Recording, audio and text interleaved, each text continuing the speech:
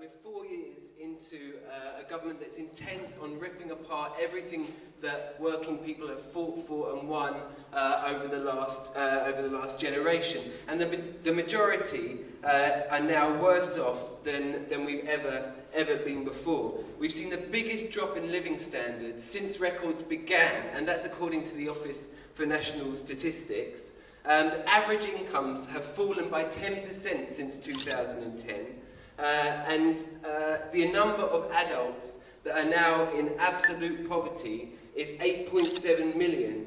That's more people that are below the poverty line in work than those out of work at this point.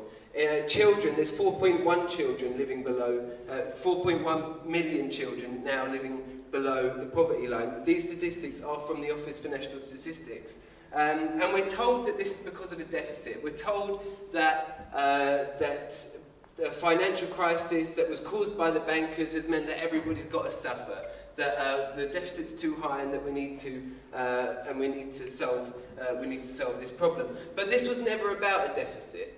This was never about it was never about a financial crisis. It was never about any of these things. The real intent of austerity was this, and it was about a fundamental restructure of society to benefit those at the top. And that's what this government's been doing. That's what we've been seeing happening over the last 4 years. And it's not true that everybody has suffered, actually. The gap between rich and poor has grown and grown and grown over the last 4 years. Actually, the richest are much better off now than they were before the recession started. If you look at some statistics about this as well, the wealth of the 1,000 richest people has doubled since, the 1,000 richest people in Britain has doubled since the recession started. The richest 5 families own more than the bottom 20% of the population combined. And it's interesting, if you look at chief executives' pay, in 1998 it was 45 times the average salary of they took home 45 times the average salary in Britain. Today, in 2014, that's 185 times the average salary of somebody in Britain. And we haven't even seen the worst of austerity. According to the politicians, according to the government, there's more to come and there's worse to come. So I think it's clear to say that this,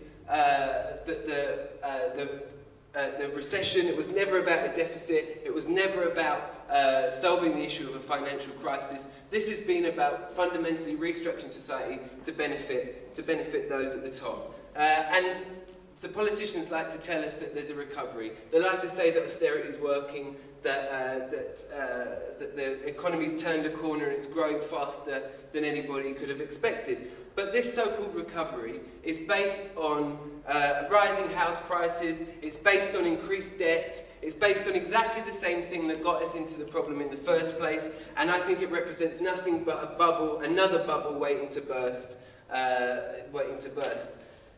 which is completely unsustainable, and it's business as usual for those at the top that created the crisis in the first time.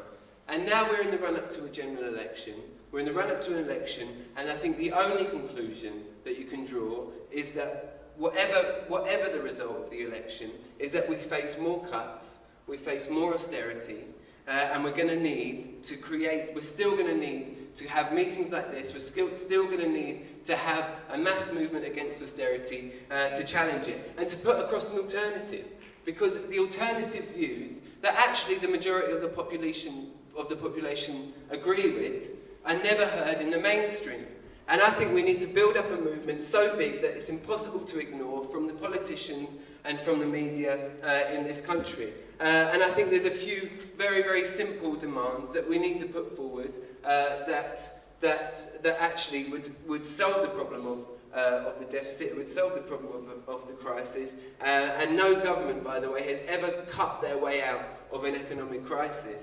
But I think there's a few simple demands to do this. And I think that firstly, we need to be demanding that there's a statutory living wage, that the minimum wage is the statutory living wage and it's increased. I think secondly, we need to demand that there's a cap on rents. on private rents, and I think, and there needs to be an investment in social housing, in building new social housing. And why is it that the government can always find money for war, it can always find money for military spending, but it can never find, but it's telling us that it can't find the money for the NHS, for education, and for all of these kinds of things? I think we need to demand that we increase the taxes on the richest in society, and I think we need to clamp down on tax evasion. I think it's these kinds of demands that are incredibly popular, that the majority of people agree with in this country, but this alternative is never heard in the mainstream. And that's why we need meetings like this. That's why we need a People's Assembly. The People's Assembly is bringing people together from all over the country, from all sorts of different backgrounds, from the trade unions, the local campaigns, all of these kinds of things, bringing people together into one movement to challenge government austerity on a national level as well as a local level. And I think it's important that we have a movement like this, because while we may be able to get together a fantastic campaign to save our local hospital. If you look at Lewisham, for example, who won a fantastic victory to save the Lewisham Hospital there. Unless we have a national campaign that can bring all of these things together, from the Save Our Hospital campaigns, the Save Our Libraries campaigns, the various different people involved in disputes with the government in their workplaces, and so forth. Unless we can bring all of these together, the government will just go for the next hospital, or they'll go for the next library, or they'll go for the next. They'll try and shut down the next school. So we need a movement that can bring all of these things together and unite people around these few simple demands. And that's what the People's Assembly is doing. We're just over a year old. We launched in June last year with a conference of over 4,000 people in central London. People came from across the country. Since then we've had rallies, historic-sized meetings up and down the country in over 100 different places across the country. We've had massive meetings and big events like this. We've got over 100 local groups set up, and we're really tapping into the different communities, bringing people into the movement for the first time. In June this year, we had our first national demonstration, which brought 50,000 people out onto the streets of London. People travelled from all over the country to come to that. And I think we've got a real chance now of forcing our agenda, forcing these issues into the mainstream, and providing a serious fight back against what the government is doing. And I think over the next few months we've got a very exciting time. Because it's the run-up to the election, people are getting more and more angry and more pissed off at what this government's doing. And if you look at what's happened previously, we've seen some big strike action this year, we've seen big demonstrations, we've seen big protests, and on the 18th of October, of this year, the TUC has called a national demonstration in London.